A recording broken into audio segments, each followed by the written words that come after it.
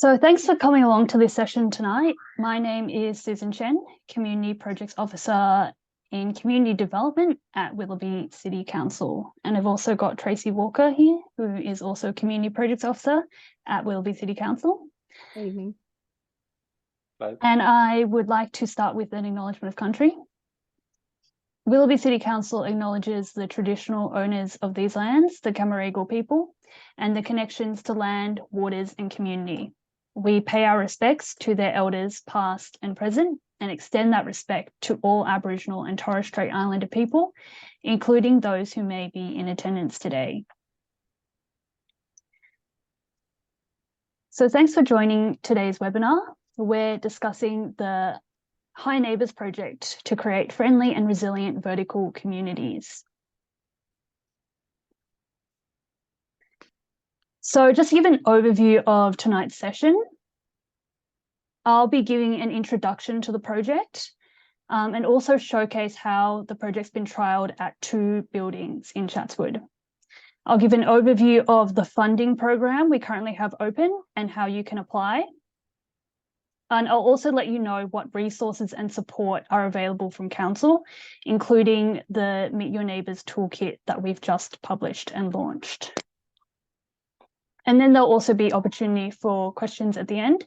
So feel free to drop your questions into the chat and we can address them at the end of the recorded presentation.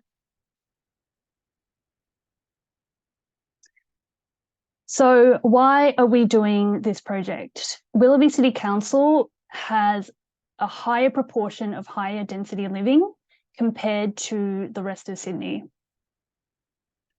We have research that indicates that people who live in apartments are less connected to their local community and more likely to be lonely compared to people living in houses. So we know that people who live in apartments are less likely to be helping their friends and neighbours. They're less likely to volunteer in their local community, and they've also reported higher rates of loneliness compared to people living in houses. We also know that connected neighbours make resilient communities. So we want neighbours to be more connected and engaged, and that in turn creates a greater sense of community and belonging. And that in turn leads to a more resilient and cohesive community. So this is what we're trying to achieve as part of the project, and this is what we call a theory of change. So when we talk about resilience, this is what we're talking about, how our community can prepare for and respond to different challenges that arise. So we've seen the COVID-19 pandemic, we're getting more and more natural disasters and extreme weather. And then there are constant stresses on our lives, like the rising cost of living. So these are the challenges where we want to promote resilience and have communities be better prepared for these challenges. And one of the ways we do that is to have communities be able to better support each other. Because who are you going to turn to when something goes wrong? It's going to be the people closest to you, your friends, your families, and your neighbours. So these are our objectives for this project. We want residents to be more engaged and active with their community. We want residents to feel a sense of place and community within their building or their apartment complex. We want neighbours to make meaningful connections with each other. And we want residents to feel empowered to take action to increase connectedness and resilience in their community.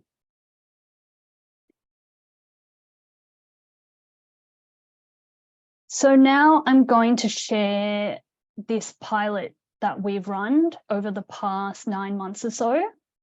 So we trialled this project at 2 sites in Chatswood. So we have the Bentley Apartments, which are located right next to Chatswood RSL, and there's 200 residential units there.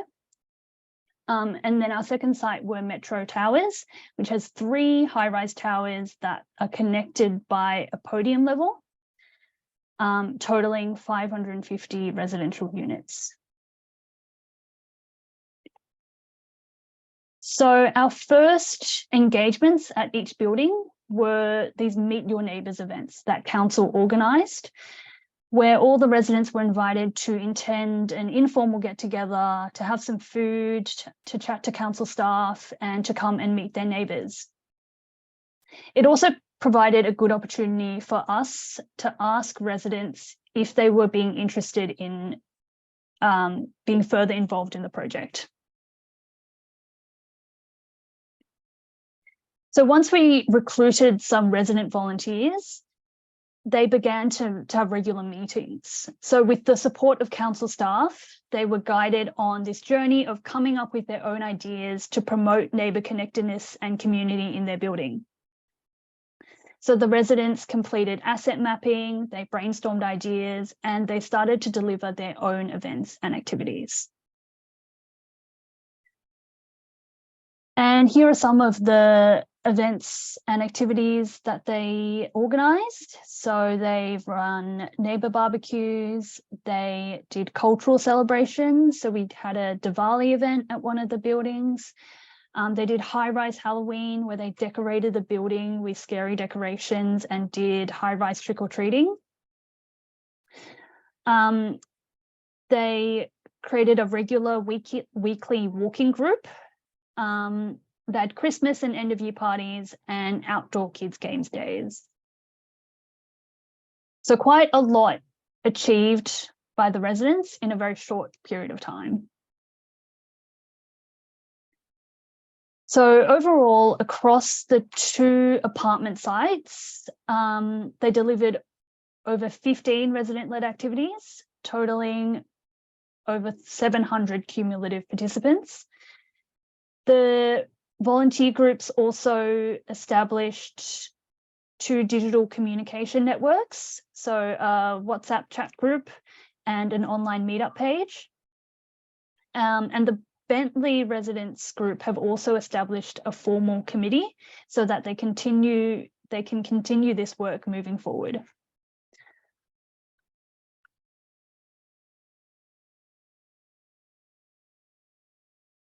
So I just want to share some reflections that we've sort of learned through this process.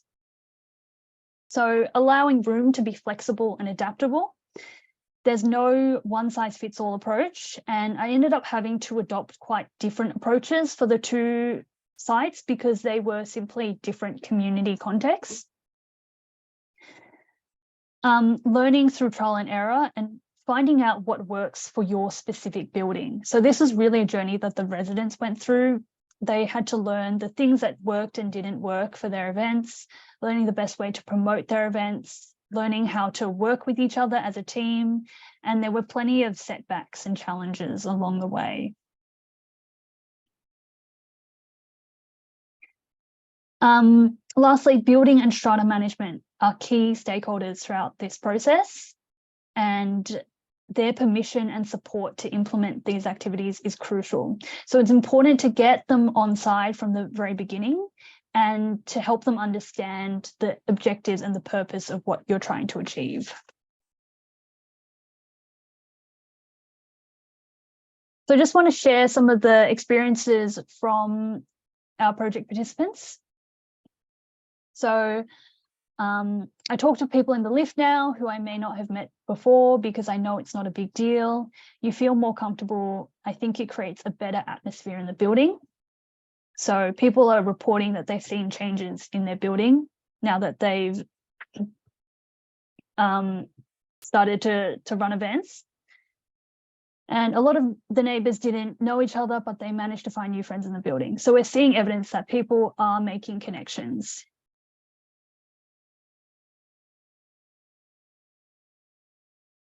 Some more experiences. So I'm very proud of the fact that we've managed to come together as a group and build a community for each other. And once I started to get involved, it definitely lifted my confidence to see, wow, I am capable of doing this. So the resident volunteers who have essentially made all these amazing things happen. They have developed this sense of achievement. They've worked together to make something happen for their community. And they also recognize that it's been a journey. So they've managed to gain confidence by going through this process of learning as well.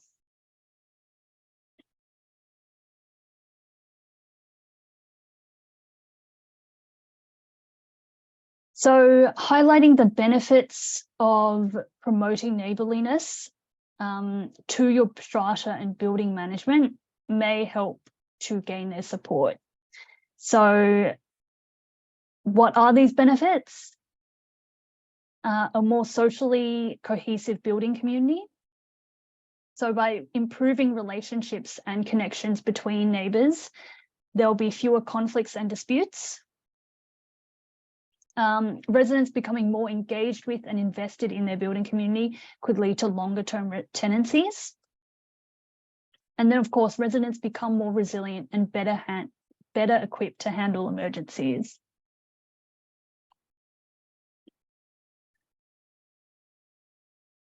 So now I'm going to move on to tell you about the next phase of this project. Now that we've completed this pilot phase, we're inviting more buildings to take part by offering funding for buildings to deliver their own neighbour initiatives. So we're offering $300 reimbursement funding. Your event or activity must occur before mid-May, and that's because council has its own deadline to spend the money. This project is funded by the New South Wales government, and that means we sort of have to wrap up the project by a certain time. You must have approval from your strata or owners corporation, and ideally the funds will be transferred to your strata body. So if your strata doesn't have an ABN, or if you manage to get the permission of your strata, but for some reason you can't organize the finances through your strata body, we can talk about potentially other ways that council might be able to support you. But ideally, the best way that we do this would be for your strata body to invoice us and we make the payment via invoice. But we can talk more about the financial administration a little later. So this is the process of how to apply. There's an application form on the council website, and I think Tracy can share that link in the chat.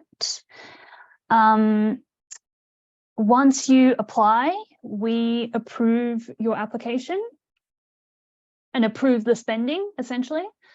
You then deliver your activity or organize your event.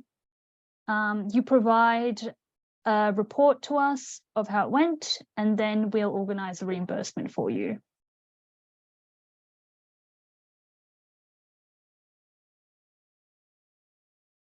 So the application form that's online hopefully isn't too daunting.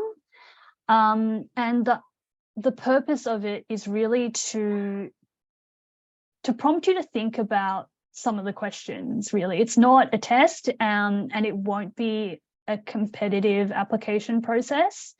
It's more for you to demonstrate that you sort of thought about some of these questions enough to deliver a good activity for your neighbours. So we ask you to provide a brief summary of your activity. If it's an event, a date and a location. And then we ask, how will your activity promote connection and community? I think I put word limits in there, but I don't expect you to write a lengthy response at all.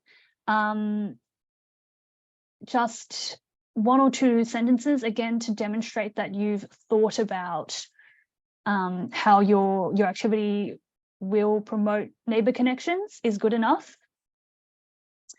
We also ask how you will ensure your event is inclusive. And that's again to prompt you to think about the kind of people who live in your building. So maybe your building has elderly people, you might have families, you might have people from non-English speaking backgrounds. And that might make you think about what kind of event you want to put on, what time of day it's on, the activities you'll have, and how you'll promote your event as well. So as long as you demonstrate again that you've thought about it and you can write a couple of sentences on that, that's plenty. We'll ask how you'll minimize impacts to the environment. And again, you just need to show that you've thought about it. It might be about having a plan for waste or recycling. A good idea if you're holding an event with food is to ask people to bring their own plate or cutlery or cups. And that's because if you're holding an event that's right near or at your apartment building, you've all got your kitchens upstairs, and you can just bring along your own plate, and that will save a lot of waste. How will you promote your event? Again, that's just to demonstrate that you've thought about it. It can be anything from putting up a poster in your building to letterboxing your neighbours, or even just asking your neighbours face to face. And then we ask for an outline of your budget. So your budget can look as something as simple and straightforward as this. It doesn't have to be exact. It's really only if your project completely changes that we might have to look at your budget again. So, but if you, hypothetically, if you submitted something like this, and you ended up, you know, spending all $300 on food, that's also okay. So that's the application form, which you can find on the council website. So now I'll move on to the toolkit that we have available. So Willoughby Council, in partnership with Lane Cove Council, have developed this toolkit. It's a series of resources and templates that are designed for residents and building managers to run events and activities for their apartment buildings. So we've created a digital flipbook. It also comes as a downloadable PDF. And I'll just show it to you.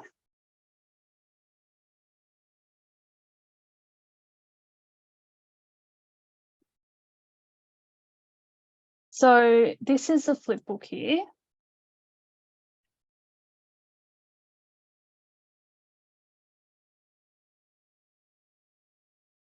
So the toolkit is not a step-by-step guide. It's a collection of tools and advice that might be useful for you, because again, there's no one-size-fits-all approach. So the idea is to take from the toolkit what might be useful for you and your community.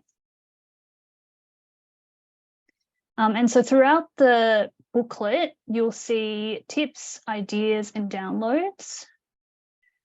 And I'll just show you very quickly. There's a bit of an introduction. How to get started. And then we go into organizing social events.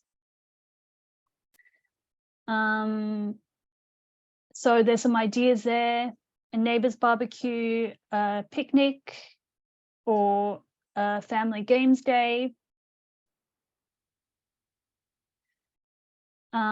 We also have some ideas for hobby groups that you could potentially run with your neighbours. So those might be board games nights, kids activities, pet meetups, or walking groups.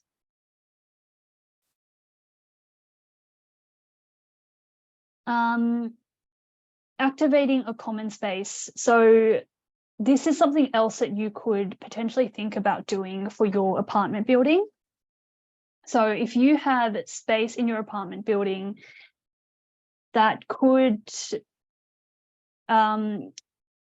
be changed to better promote or facilitate neighbours connecting with each other. So that's things like having a community notice board, or starting a community library or a book exchange in your building, or even something as simple as putting out some furniture that encourages people to connect with each other.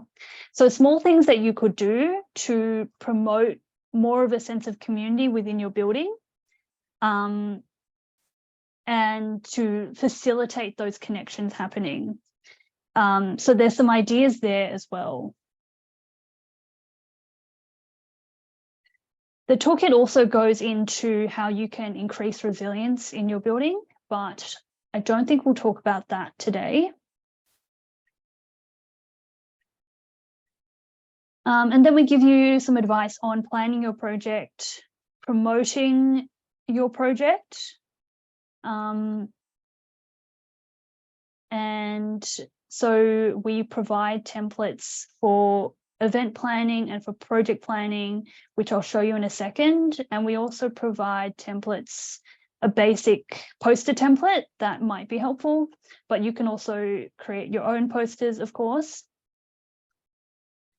And then we also talk about communication platforms. So I mentioned briefly that social media platforms can be a good way for your neighbours to connect with each other. So there's some information there on how you might do that, and we have some ideas, like a private Facebook group, a meetup group, WhatsApp, or you can use the app Nextdoor. But again, these platforms will really vary depending on what's best for your community. And then at the end of at the back of the toolkit is a full list of the downloadable resources, which I'm just going to go through now. But if you do get a chance, take a closer look at the resource booklet, because I've really only just very briefly gone through it. So also as part of the toolkit and as part of the downloads at the back of the booklet, we provide these templates. So we've got a vertical community asset map, and that's really just a tool that is designed to help you start thinking about your community. So it asks you these questions like, what kind of people live in your building? What kind of common spaces are available in your building? What kind of skills could people have to contribute? What kind of existing networks or communication methods would you have with your neighbours?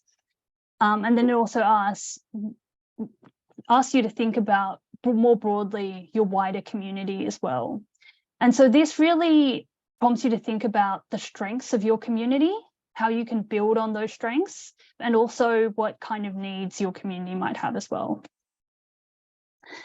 We also have this event planning guide, and again, it's just a very basic way of helping you think through how you might plan an event. We have a Meet Your Neighbours bingo card that you can download and use, and it's a great way to get neighbours to get talking to each other. We have a barbecue checklist, so you don't forget anything for your barbecue. This is the poster template that I was talking about, and that comes in a Word document format, so it's very easy to use. And also a project planning guide as well. So these are all downloadable from the website. We also have these neighbour cards that you can download and print at home, and a Hi Neighbour directory, which allows you to jot down the details of your neighbours and stick that on your fridge. So you can download these and print them at home, but I also have some nicely printed ones that are available, including the neighbour directory has got a little magnet on the back, so you can stick it on your fridge. So I have some available. So if you're interested in getting some for your building, just contact me and we can organise for you to have them collected from the main council offices in Chatswood. So those are my contact details. Definitely get in touch. Council is here to help you on this journey.